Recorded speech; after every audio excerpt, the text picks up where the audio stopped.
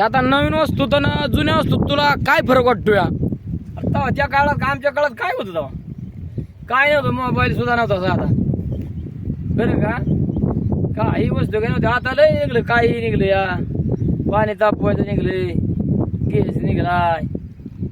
आता लाईट पाणी तापते, टिपड म्हणलं तरी पाणी लाईट तापते. हिटर निघला, हिटर निघाला, म्हणजे काही नाव पण येणार. तसं आमच्या काळात काय होतं? काहीच नव्हतं ना. चुलीशिवाय आणि लाकडाशिवाय काय नाही. हा, दोन कोस भर जायचं दळायला, दळण आणायला.